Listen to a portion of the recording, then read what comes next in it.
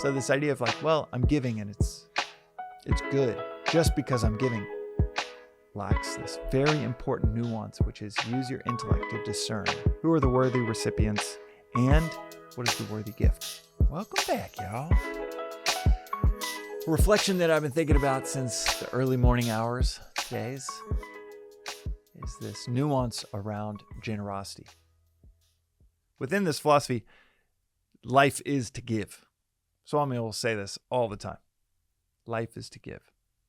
He mentioned this last time Cheney and I went to visit him, and he talked for an hour about generosity.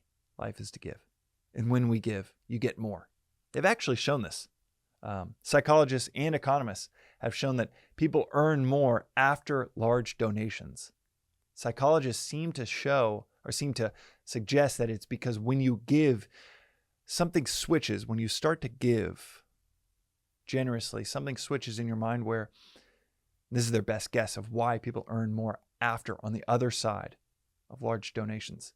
And I haven't looked at the exact rubric of how they know this or how they control for it, but it seems to be, if you look this up, it seems to be a replicable side of people's financial arcs as they start to become more generous and they start to generate more income and more financial outcomes for themselves. And psychologists' best guess is that it's because when you start to give, you start to take on a mentality of I'm a problem solver. I'm able to solve things. I'm more valuable to my community. And it breaks through from maybe a self-limiting belief before of I don't have enough, or I'm not enough for the community, or I can't really provide. I'm not a super valuable part of the fabric of the community that's giving X, Y, or Z. But when you flip the switch and you start to do that, then you're like, oh yeah, I'm a big part of the community, and people look at me to solve things, or I can solve things. Life is to give. But this philosophy, a layer beneath that, a couple inches beneath this blanket statement of life is to give. Generosity, and certainly well beyond financial giving. Generosity of your time, generosity of your attention, generosity of yourself each day. To develop yourself for an hour each day, since the most important work we do for others is the work we do on ourselves. That hour each morning before the world has gotten up, that is generosity. And even if it's tainted with the rightful belief that, well, this development is going to benefit myself as well, even if it is tainted with that self-interest, that's okay. That can be work for further down the road. It will benefit you. And that is, if you want to get optimal benefit, take out that self-interested thought. But yes, it will benefit you. And through that pursuit, the most important work we do for others is the work we do on ourselves. Through that work that we do on ourselves, it doesn't take a long time before you start to realize, okay, I'm not doing this just for myself. I'm doing this for my family, for my coworkers, for my community. And wow, it's just working, and it becomes its own form of generosity. So there are many forms of generosity. Generous with any perspective or wisdom you could share that you don't get anything out of, but you're like, you know what, I'm going to carve out time I see a coworker or a friend or another founder going through X, Y, or Z that I've been through. Let me lend some potentially insightful words, or ask them how it's going, even better. Just let them talk to someone that might know what they're going through. So many forms of generosity, but there's also nuance, a few inches beneath this blanket phrase of life is to give, is that there are worthy recipients.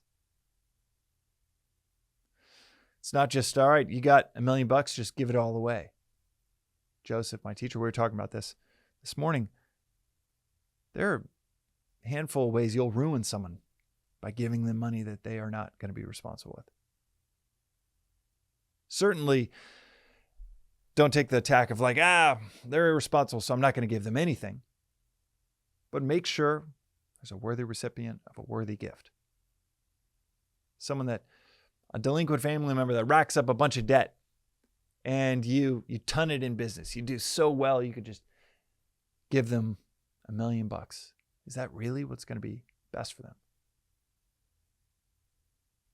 You want to donate to nonprofits, causes that you care about. If you've really done your deliberate, discerning research on who are the worthy recipients. Coming from the nonprofit space, I can tell you there are a lot of nonprofit organizations that are insanely irresponsible with the money that they're given. There's their websites and services, Charity Navigator, just set up to show you which nonprofits to not give to because of how ineffectual they are or how irresponsible they are.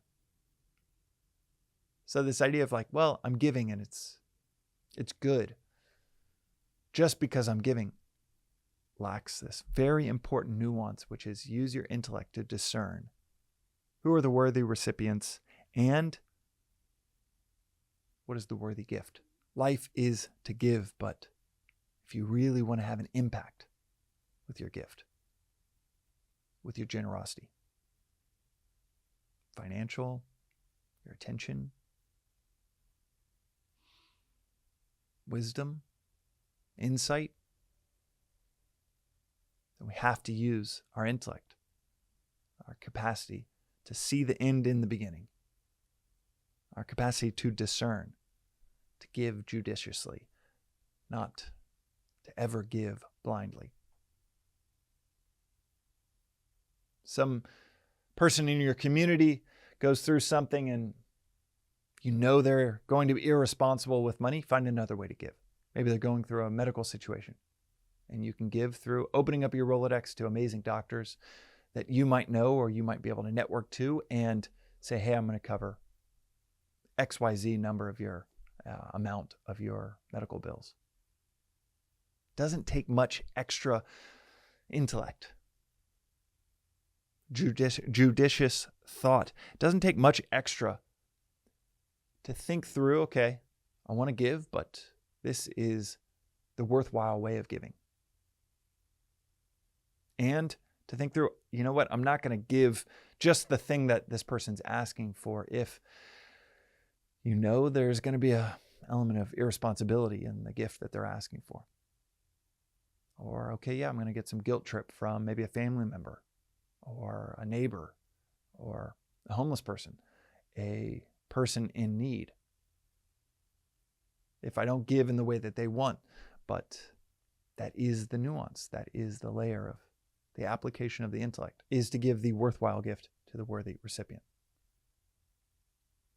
I'll add that the Greek word for neighbors that we have from the Gospels, treat your neighbor as yourself. It's more akin to a translation of person in need.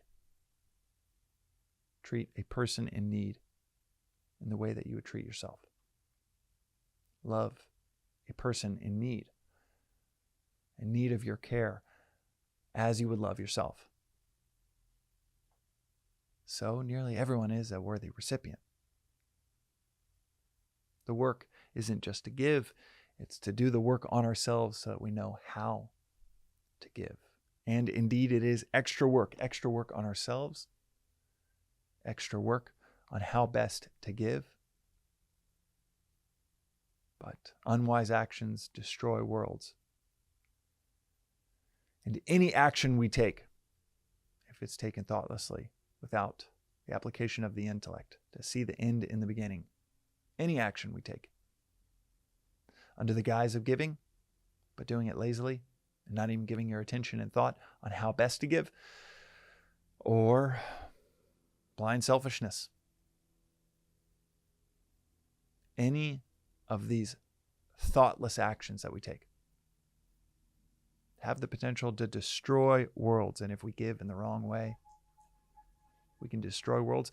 Similarly, in the same fashion as if we live a life where we don't give. And that's been my reflection this morning. Life is to give. And so much of our progress, our development, our evolution is knowing how best to give. That's today's reflection. We'll see you next time.